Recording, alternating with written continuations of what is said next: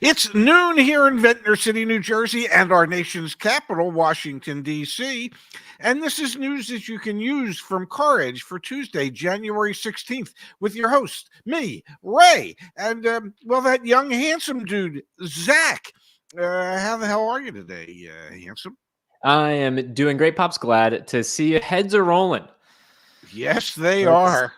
Let's start right there. Ram, Dodge, Jeep, and Chrysler are giving up. I don't know. Maybe you can make a case that they're actually doubling down on trying to change. The woes at automotive lost continent Stellantis have continued in 2024. We've documented this ad nauseum on this channel as well as back on CarEdge.com. We documented the new cars with the highest and lowest inventory for 2024. If I scroll down here, 8 of the top 10 slowest selling new cars in North America are Stellantis products, Dad. Dodges, Rams, Chryslers, Jeeps, Maseratis. If Fiat could be on this list, I think it would.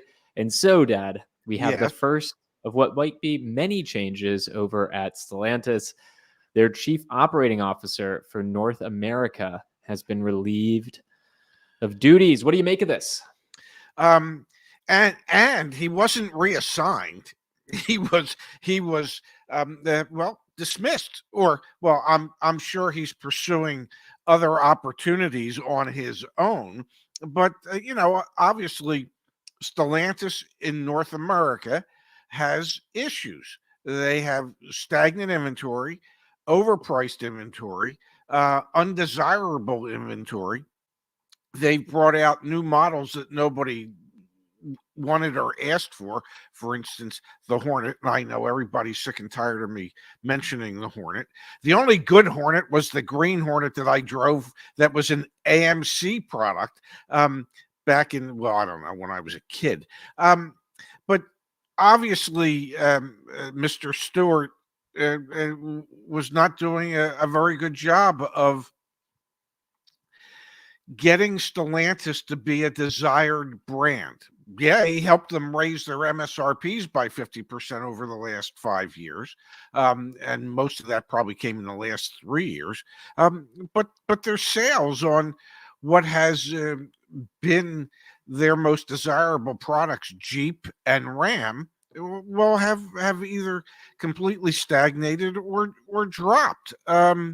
So yeah, he's pursuing other opportunities. Yeah. And probably not necessarily because he wanted to be. Yeah, it was interesting. In the press release, there is absolutely no note of where he's going. Go for it. Do you think on his LinkedIn thing now, under his picture, it says open to work? There is a chance. There absolutely is a chance. So yeah, there's no reassignment for Mr. Stewart. So, unclear where he's going to go. Do you think this is a sign of Stellantis giving up in North America? Or do you think this is a sign of them doubling down and saying, hey, we've made a lot of strategic missteps. We need to figure this out. Let's get the right person in that chair. I think I think they realize that they have an issue in North America. And, even though Stellantis is an extremely profitable global company, and it is a European company. It's we talk about them as if they're part of the American automobile manufacturing sector, but it's really a European company. But yeah, North America is still important to them. And yeah, they're having real issues now. Obviously, or apparently, I don't know that it's obvious, but the CEO of Stellantis is Carlos Tavares. Mm-hmm. And the new guy that's taken over North America, well, his first name's Carlos. So apparently it's important that you share the same first name with the CEO. And the gentleman that's taking over for Mr. Stewart has only been with Stellantis for a very short time. So I'm certain in the 18 months or so that he's been with Stellantis that, he's definitely got his finger on the pulse of what's going on in North America, considering that he was, I don't know, prior to this in charge of General Motors for South America. So, I'm sure there's hardly any difference between North America and South America other than the equator. Could be. We've Yeah, got from JDM Surfer, thank you for the contribution. Why celebrate 20% off on 40% increases? Seems like you're pro industry. Well, I hate to correct you, JDM Surfer. Stellantis, the company we're talking about, they actually increased their MSRPs over the past 5 years.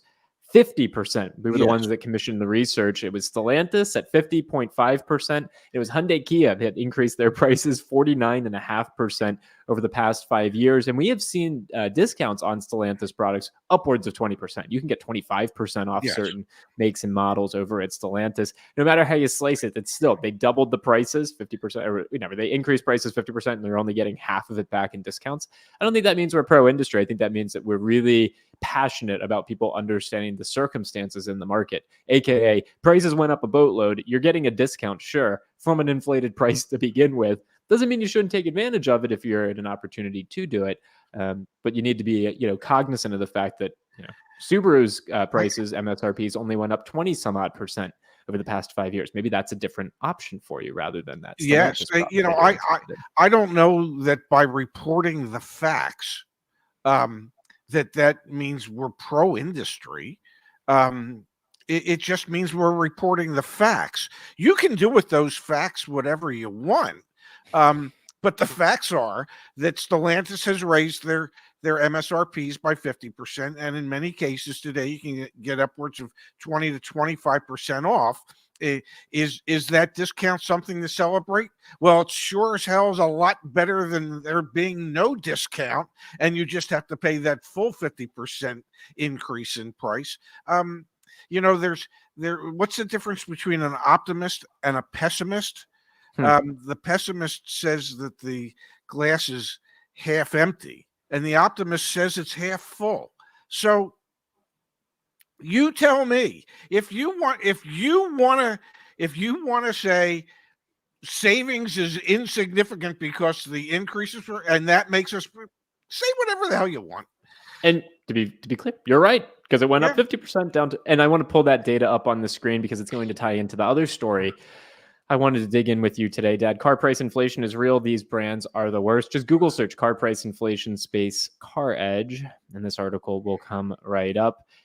Yeah, it's right here. I mean, this chart is really interesting. Inflation's yeah, 22% over the past 5 years. Nissan and Subaru have only increased their MSRPs 19%. Pretty remarkable that they've actually increased their MSRPs less than yes, inflation, especially because you can get Subarus below MSRP. Same with yes, some Nissan products. Those yes, represent, generally speaking, good values. Hyundai, Kia obviously have increased their prices a lot. And we've got, Stellantis there just as well. So if you're just joining us, the big story today, the COO, the North America Chief Operating Officer for Stellantis, has been relieved of duties. Unclear if he's got another role within the organization. Who really cares? I mean, I care for this gentleman and his family and all that fun stuff, but yeah, he'll be fine, I'm sure. Igor put it in the chat. He'll probably get poached by some hedge fund or something. The real meat of the story here is change at a leadership level within an organization that has overwhelmed their dealers with inventory and yes, that has overwhelmed their customers with price points that are just unattainable for many customers. And Dad, that leads to an article that was in Newsweek just yesterday. Americans can no longer afford their cars. I'll dig into some of the numbers here in just a second. Before we do, you can't be shocked by mainstream publications picking up on the affordability crisis. We've been shouting this from the rooftops for a long time. You know what? Newsweek could have done that article 6 months ago, 8 months ago, a year ago. We've been saying it for a year and a half. We've been looking at average transaction prices. We've been looking at average MSRPs. We've been looking at average availability. I believe less than 10% of all cars out there that are available, new cars that are available, are below a $30,000 price point. Okay, so we've been screaming about there is an affordability crisis for the longest time, and quite honestly, I don't know what's taken Newsweek or Ford or GM or Stellantis or anybody else to kind of like pick up on that. All you have to do is look at the numbers, and God knows I've said it a million times. I'm not a particularly bright guy, and I probably put that on display on a daily basis.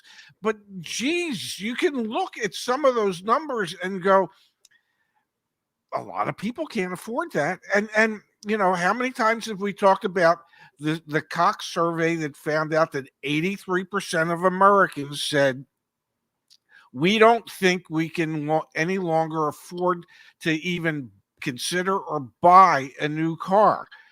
83%, more than 4 out of 5 people say they can't afford to buy a new car. I don't know. I don't know how you can scream that there's an affordability crisis any louder than that. And that survey came out, if I remember correctly, in October. It was either September or October. And last time I checked, this is January. What took Newsweek so long? There was an article earlier this week or last week in Automotive News, the industry publication, and it talked about the struggles because finding difficulty in finding affordable vehicles for people. That survey was out for months. Why did it take 3 months for them to, I don't know, put together a piece that says there's an affordability issue? Why are manufacturers now saying, "Oh my goodness, there's an affordability issue"? Dealers are now saying, "Where the hell were these people? I mean, how deep did they have their heads buried in the sand to not realize it until now?" One thing that want to give some kudos is there are some affordable options out there from Legacy Auto. Yes. Like there have been some, like the Chevy Trax. You and I sat in that at the Detroit Auto Show. Yes. You're looking for something sub $30,000, go buy one of those. We sub looked at 25,000. Sub 25,000. We were just looking at inventory, or excuse me, price increases, Nissan and Subaru, right? Like, so there are some automakers. So take media out of it for a second, because there's only so much influence we can have there. Some automakers have been proactive here rather than reactive in terms of, hey, we want to actually be able to provide reasonably priced options for our audience and for our communities. And then there have been other automakers that have said price be damned. That's Stellantis, right? That's Hyundai, Kia. That's a Ford and other GM lines, to be honest. But there are some pockets there. Chevy Trax, Subaru products, Nissan products, Mazda products even. They haven't gone up too much, where you have some automakers who should capture market share. Mazda was up 45% year over year, Dad, because the price point's attainable. Yeah, Mitsubishi is another one. I'm not saying like these are the greatest brands in the world, sure, but they're affordable. And if people need affordable transportation, they don't need every bell and whistle. They just need affordable transportation. And there has to be a market for that. And the manufacturers have to realize that. They have to realize that they can't just depend on the 17% of the population that feels as if they can still participate in buying a new vehicle. And so, and how many of those 17%, as I've talked about, are falling off and falling out of the market, going, well, maybe not now. Maybe we should wait a little longer. You need to be able, if you feel you need to play in every niche in automotive, from most affordable to least affordable, as many of the manufacturers do, then stop forgetting about least affordable. Stop putting all your eggs in the most of stop putting your eggs in the least affordable basket instead of the most affordable basket. Start making more affordable cars. Yeah, I get that they don't make you as much money, and I get that you have stockholders that you're beholden to. But perhaps, I don't know, perhaps you could make a case to your stockholders that by gaining market share, ultimately, you'll be able to provide a better return on investment because you gained market share through offering some more affordable options for people out there. And eventually you'll be able to step those people into your most profitable vehicles. And also, Just a thought. theoretically, the more attainable priced vehicles should turn more quickly and cost less in incentives than, I don't know, I'm thinking about the fact that Ford regionally introduced 1.9% APR on their F-150s, their 2023 F-150s. You and I went in on this yesterday, Dad. Yes. That's expensive for Ford. Let's set that aside. But Oh, the reason yeah. they're having to do that is because they have 100,000, more than 90,000, less than 100,000, somewhere in between there. 2023 F-150s on their dealer lots right now that the average transaction price of an F-Series pickup truck is north of $65,000. So the other case to your business case for this would Yeah. be if we produce vehicles at a price point that people actually want, then it won't sit as long, which will make our dealer partners happy because they don't have to spend as much money. And it should save us money in incentives that we're going to have to put on the vehicles, on the hood or the trunk of the vehicle to actually get it sold. And I think that's a dynamic that we're seeing at play in the industry as a whole right now.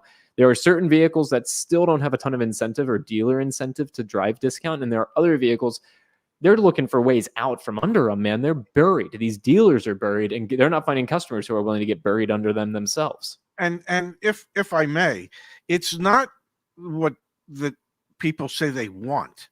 It's what people say they can afford. Okay. Yeah.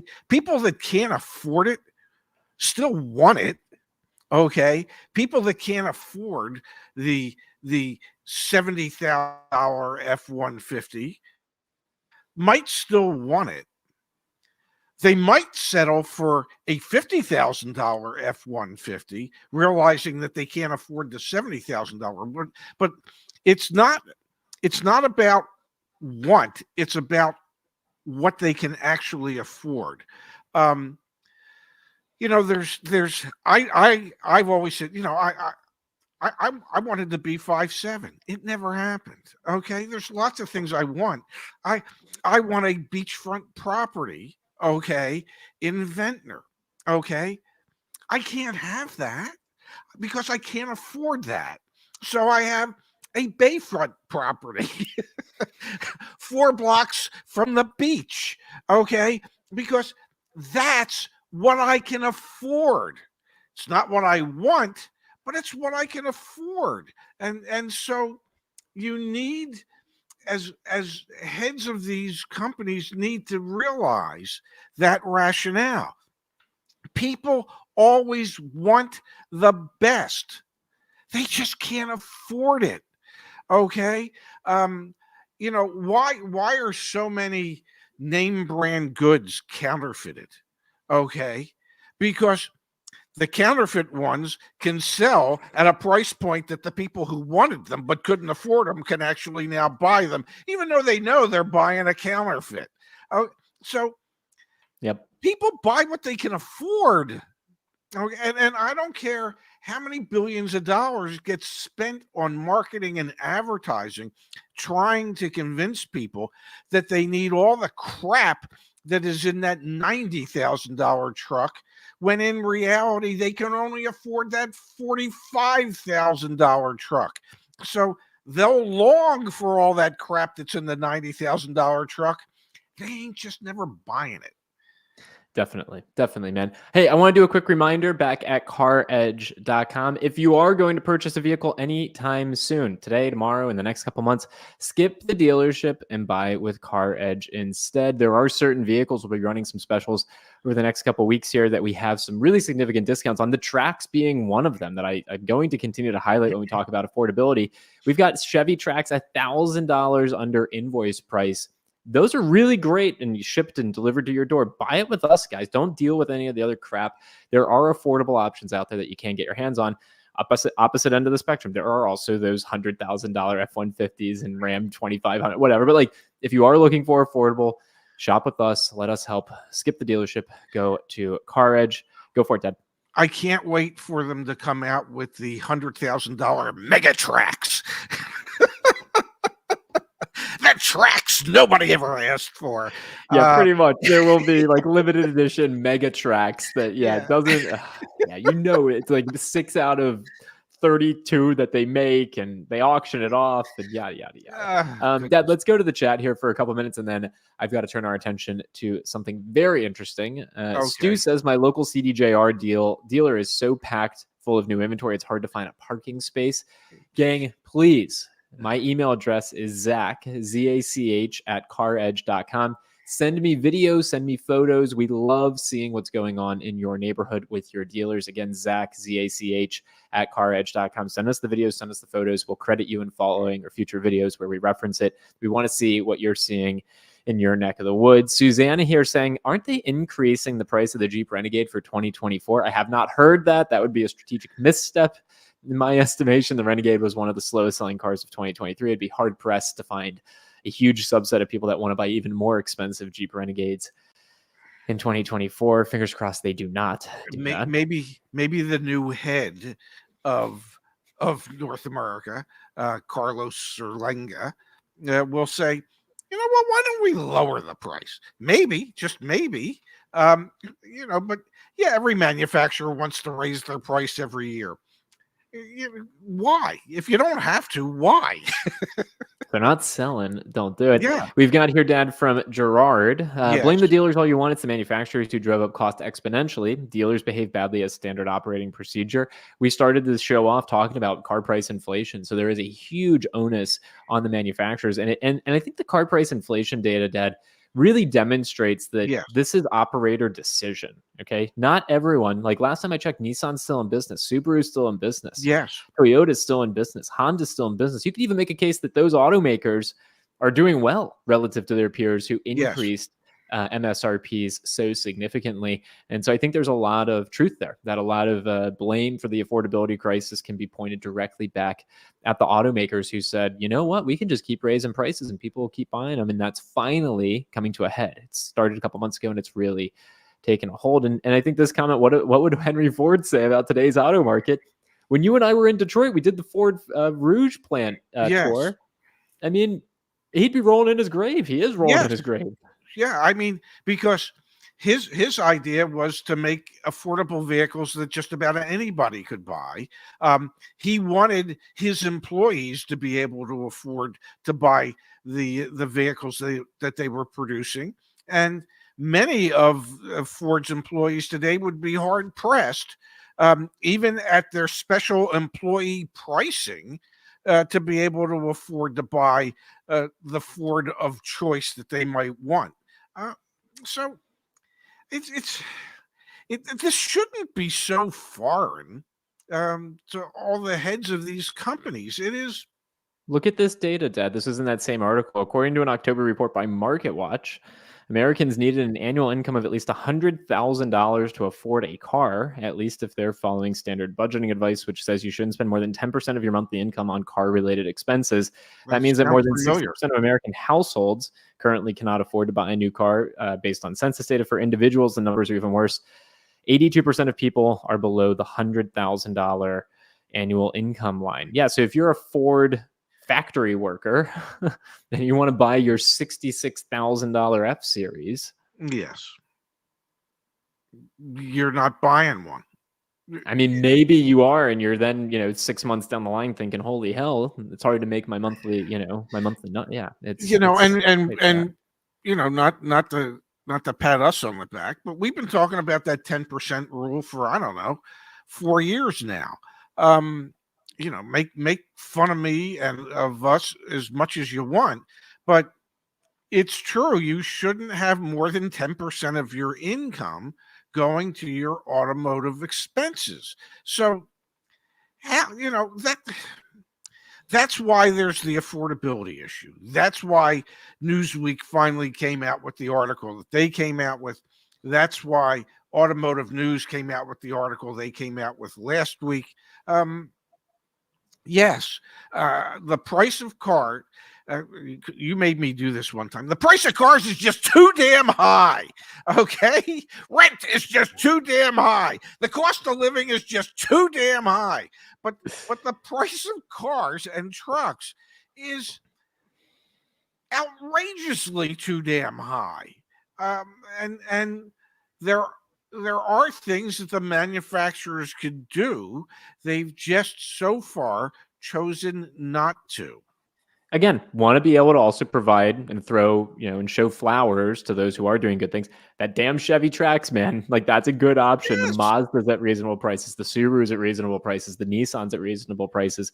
So let's not do all doom and gloom, even though I'm the one who comes up with most of the titles and thumbnails. But like, there's doom and gloom, and there are some bright spots here where those are brands that are going to see market share increases, and we'll also hopefully get some new loyal customers. Let's come here to the chat, Dad, from Yes. Ryan. Thank you, Ryan. Thank you, Ryan, for the contribution.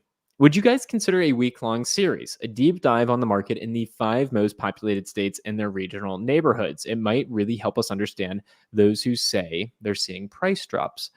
Yeah, I think that could be interesting, Ryan. I also think using the car search, the CarEdge car search, and looking at market day supply data will also be very foundational to understanding what's happening in your region. We were looking just on yesterday's show, Dad, in Miami. There were some of these, what was it, like the Hornets? They were discounted like $10,000, which is also Florida. So there's probably, $2,000 back in fees, but still like there's some significant discounting happening where there's extra supply. Yes. And it was pointed out to me by, Oh No, Mr. Bill, that we should do a more centralized zip code for that area. And you might find more significant data by doing that. But yeah, something, a deep dive in the market, because let's face it, things are different in California than say they are in Iowa. Okay. So yes, I mean, there's a reason that manufacturers break up the country into zones. So there's no reason why we shouldn't when it comes to looking at some of this data and trying to make sense of it.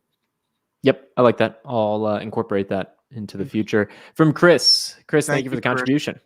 Pops, what are your thoughts on a rebuilt title? 2021 Subaru Crosstrek, 36,000 miles. Carfax says minor damage to rear, airbags not deployed.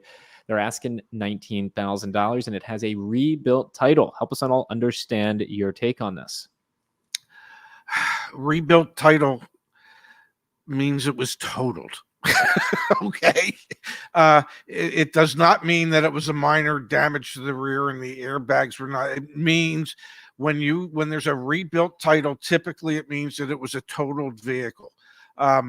So it's what's known in the industry as a branded title.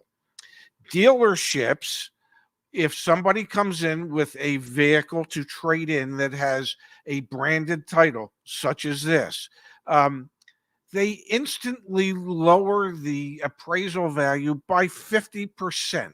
So if the book value was $25,000, the appraiser is going to look at that vehicle somewhere between $10,000 and $12,000. So if two things that you need to look at in a situation like this: A, how well was it put back together? In other words, get a pre-purchase inspection done so that you can have some idea as to the quality of the repairs that were done. And B, if it checks out, how long are you planning on keeping it? Because if you're going to keep it forever, then you can save yourself some money, and you should probably be able to buy it for less than $19,000. But if you're thinking, well, I'm going to buy it and I'll keep it for a couple of years, you're going to take it in the shorts when you go to trade it in. So those are the things that you have to think about when you're looking at a car that has a branded title. Me personally, I'm just not going to even entertain it. I saw in the chat someone asked, what are your thoughts on extended warranty? And like another thing tied to rebuilt title, most of the extended warranties, you can't get it because they don't want to touch those things. So it's like, it just, even your insurance might have some implications. Like there's just downstream negative implications if you buy a vehicle with a rebuilt title. Thus the reason it's typically worth half of what it would have been elsewhere, or otherwise, excuse me. Thank you again for that, Chris. From Core Guy, good to see you here, Core Guy. Thank you for the contribution. People have to learn how to drive right-hand cars and just import those bulletproof 1990s Toyota sedans from Japan for under $10,000.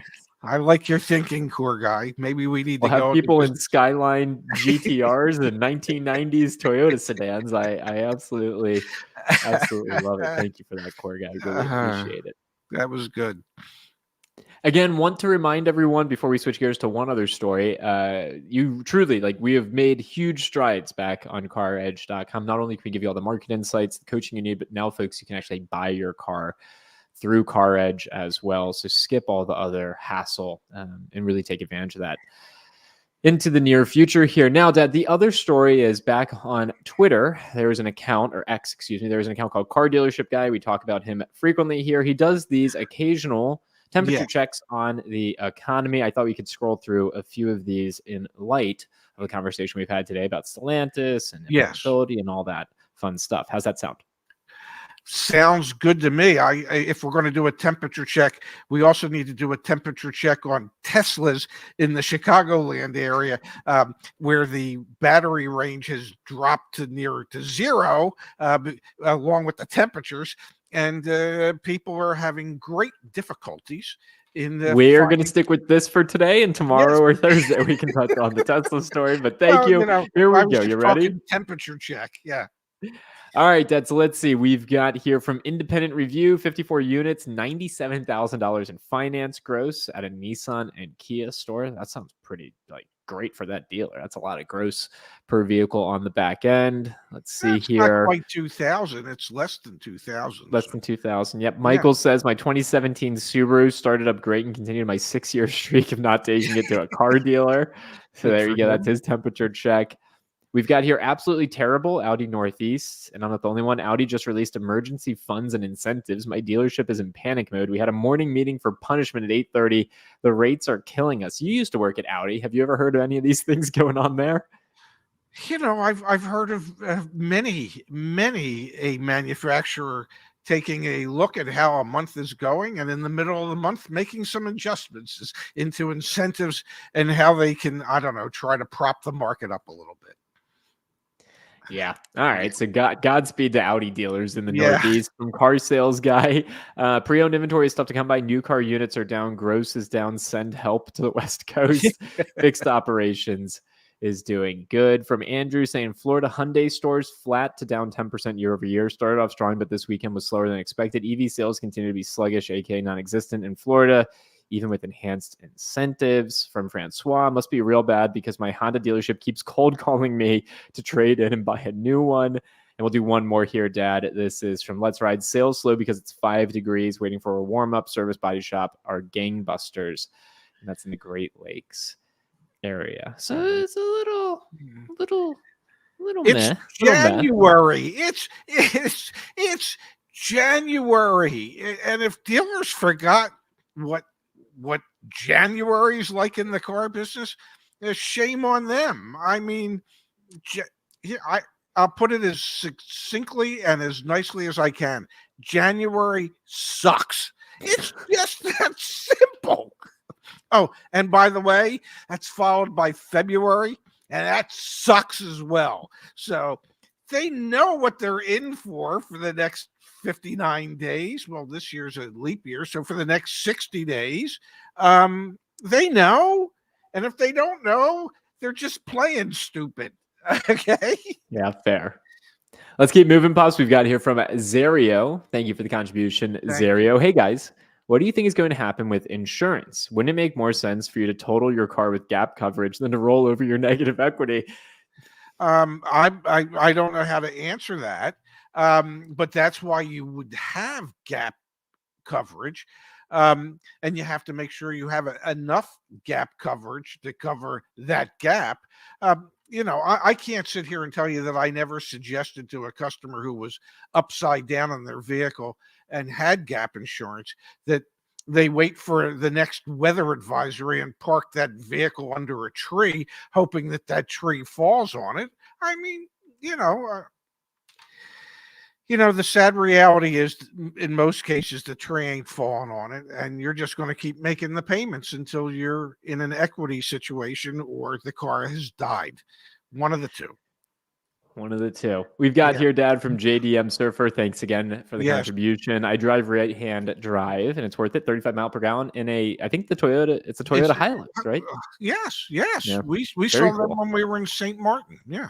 Yeah, very cool. Yeah. Super neat. And Yeah. again, more validation to Core Guy's idea that you can bring those 1990s Toyotas Yes. into I the think we state. should. You just mentioned the gap insurance from that comment. I'm just showing everyone, gang, if you have any questions about anything related to buying a car, owning a car, Google search whatever it is, space CarEdge, and our guides and our community forum will pop right up. I think it's huge resource and asset that we have for people to take advantage of. It's just use Google and just put CarEdge at the end of it, and then you can find our various resources, and all of them have these table of contents here to help you understand what is gap insurance. Does gap insurance, what does it cover? Is it worth it? What about when you're leasing? The cost of it? Should I cancel it? Do I need it? We've got really well thought out and well organized information. Just use the Google machine to get your hands on it. And if I may, they're free. Doesn't get much better than that. Does not get much better than that. I wanted two more comments in the chat, Dad, and then we will call it a show. The first comment I want to pull up here is from the third Steve. one because the Core Guy again. Steve says, what's the best way to proceed with buying a new F-350 in today's market? Buy it on CarEdge, Steve. Yes. Don't even go to the dealer. Just buy it on CarEdge. Just go on CarEdge and tell us what car you want and buy it with us. Hate to be self-promoting, but I don't hate it enough to not do it. And then we've got from Core Guy here. Thank you, Core Guy, for the contribution.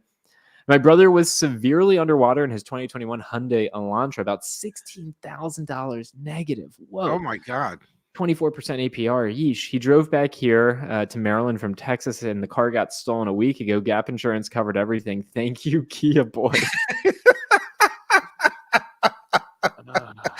Well, the wonderful thing is that not every story has a happy ending, but this one does.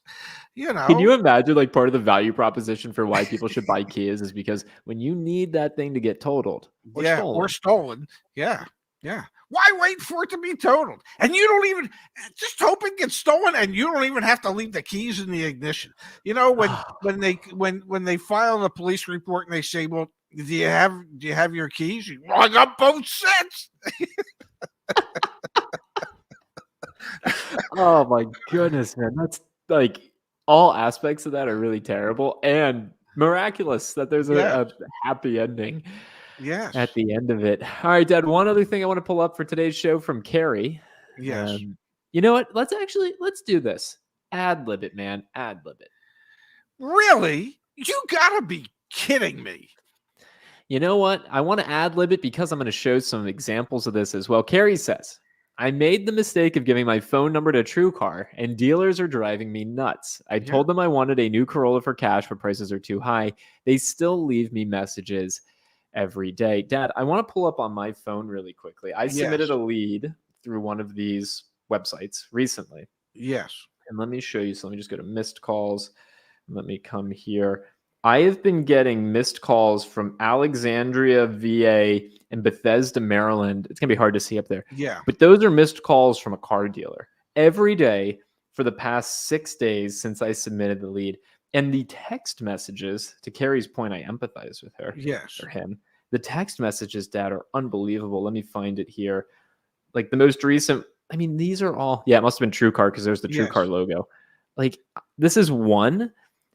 There's 3 separate people from the dealership texting me.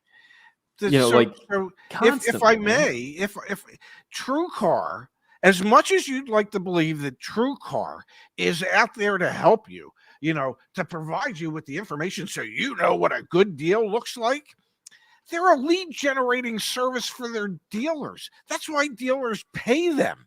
Okay, so that they can forward your name, your phone number, your email, so that you're getting hammered all day long. You want to know the difference between TrueCar and us? We don't even have the staff to be able to hammer you. That is true. We don't, nor do we have the desire. We're here to help you if you want to buy a car. Okay. We're not here to sell your information to a dealer. or a series of dealers. We're just not. That's Yeah, the look at difference. this, man. Look at the email follow-up. I've been meaning I'm actually going to print out every single one of these emails. So as a team, we can review how TrueCar and their dealers follow up with customers, and we can use that as an example of how to never structure our Yes. communications with our customers. Look at this, Dad. January 9th. 1, 2, 3, 4, 5, 6, 7, 8, 9, 10, 11, 12, 13 emails since the 9th. So that's 2 emails a day Yes. from That's submitting a car lead. Plus I've got at least 13 text messages. Plus I've had 13 phone calls. That's And may absurd. I say, I don't know that it's still a fact today, but it was a fact when I was with Acura. Radley Acura is the largest Acura dealership in the country, and they got processes and procedures. And if they get an internet lead, it is the saying in the car business is you're going to follow up with that customer until they either buy or die. So either you're going to buy a damn car, buy or die. yeah, you're either you're going to buy a damn car from them, or they're going to read your obituary, and then they'll stop bothering you. That's and there are dealerships, obviously, Radley's one of them, that subscribe to that theory. So until they see an obit, okay, you're just going to keep getting phone calls and emails. It's just that simple. I'm sorry. And they might. Yeah, they very well might. They, if they feel as if they know you well enough, they might even be in for giving you part of your eulogy. Oh, Zach was after just the finest cars. Yeah, Zach really wanted that MDX. All right, folks. Again, CarEdge.com. If we can help you, go check it out back on the website. All of our free resources up here on the top right. Get the cheat sheets, the strategy cards, the data, the guides. Listen to the podcast. Go read the dealer reviews. Go to Free Deal School. Participate on the community. All sorts of resources back on CarEdge.com. Pops, thanks for the fun show today. I unfortunately, well, we'll see. We got to play it by ear. I think I'll actually be with you tomorrow. So let's hope so. Tune in. I'll be here tomorrow. Tune in. We'll have a show. I'm looking forward to it. Yeah, I mean, even if can you do it from the plane? No, I'll be off the plane. We'll be good. We're going to do Okay. the show tomorrow. No concerns. I can't wait. You can do it from the back of the Uber. We don't care. I'll be here, folks. I'll be here. I'm looking forward to it, Dad. We'll do a used car market update tomorrow. There's more data there that we can dig into, and I'm sure we'll have plenty of other things. As always, very fun to spend the time with you, Pops, and with the community as well. Absolutely. It was a pleasure today. So, ladies and gentlemen, we look forward to seeing you back here tomorrow at noon Eastern, 9 Pacific for more news that you can use from CarEdge. Thanks, Ansem, for putting this together today. Absolutely, Pops. Love you. Love you too.